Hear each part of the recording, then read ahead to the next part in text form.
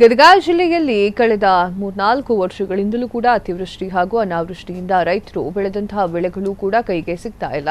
ಈ ವರ್ಷ ಉತ್ತಮ ಬೆಳೆಯಾಗುವ ಲಕ್ಷಣಗಳಿದ್ದು ಮುಂಗಾರು ಬಿತ್ತನೆಯ ಜಿಲ್ಲೆಗಳಲ್ಲಿ ರಸಗೊಬ್ಬರ ಕೊರತೆ ಉಂಟಾಗಿದೆ.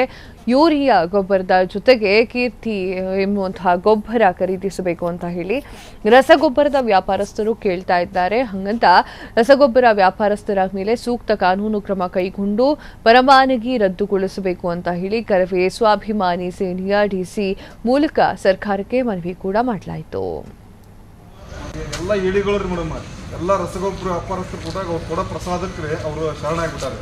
ಯಾರು ಕೃಷಿ ಇಲಾಖೆ ಅಧಿಕಾರಿಗಳಂತೆ ನಾ ಜಿಲ್ಲಾ ಮಟ್ಟದ ಅಧಿಕಾರಿಗಳು ಅಂತಿದ್ರಿ, ಏನು ಅಗ್ರಿಕಲ್ಚರ್ ತಾಲೂಕು ಆಫೀಸರ್ಸ್ ಏನು ಇರ್ತಾರಲ್ರಿ, ಇಷ್ಟೂರು ತಮ್ಮ ವ್ಯವಸ್ಥೆದಾಗ ಅವ್ರು ಬಿಟ್ಟಾಗ ಎಲ್ಲ ಮಾರಾಟಗಾರರ ಜೊತೆಗೆ ಶಾಮೀಲಾಗಿ ರೈತರಿಗೆ ಕಬ್ಬಲಿ ಮಾಡಕ್ಕಂತಾರೆ.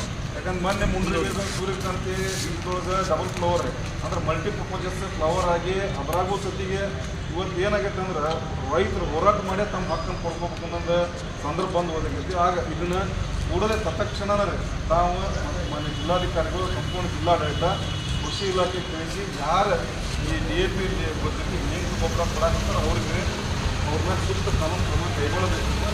ಆಮೇಲೆ ಮುಂಗಾರಿ ಪ್ರವೇಶವಾಗಿರೋದ್ರಿಂದಾಗಿ ಜನರಿಗೆ ಸಮರ್ಪಕವಾದಂಥ ಗೊಬ್ಬರವನ್ನು ಮತ್ತು ಬೀಜವನ್ನು ವಿತರಣೆ ಮಾಡಬೇಕಂತ ನಮ್ಮ ಕರ್ನಾಟಕ ರಕ್ಷಣಾ ವೇದಿಕೆ ಸ್ವಾಭಿಮಾನಿ ಸೇನೆಯಿಂದ ಮನವಿ ಮಾಡ್ತೀವಿ. ಡೌನ್ ಮಾಡಿರಿ. ಇದನ್ನು ಡೌನ್ ಮಾಡಿರಿ ಸರ್. ಅದು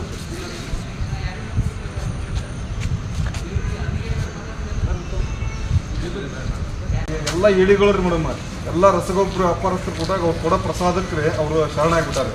ಯಾರು ಕೃಷಿ ಇಲಾಖೆ ಅಧಿಕಾರಿಗಳಂತೆ ನಾ ಜಿಲ್ಲಾ ಮಟ್ಟದ ಅಧಿಕಾರಿಗಳು ಅಂತಿದ್ರಿ, ಏನು ಕ್ಷಣ ಕ್ಷಣದ ಸುದ್ದಿಗಳಿಗಾಗಿ ಫ್ರೀಡಂ ಟಿವಿ ಸಬ್ಸ್ಕ್ರೈಬ್ ಮಾಡಿ, ಲೈಕ್ ಮಾಡಿ ಹಾಗೂ ಫಾಲೋ ಮಾಡಿ. ಹೊಸ ಸುದ್ದಿಗಳ ನೋಟಿಫಿಕೇಶನ್ಗಾಗಿ ಬೆಲ್ ಐಕಾನ್ ಮೇಲೆ ಕ್ಲಿಕ್ ಮಾಡಿ.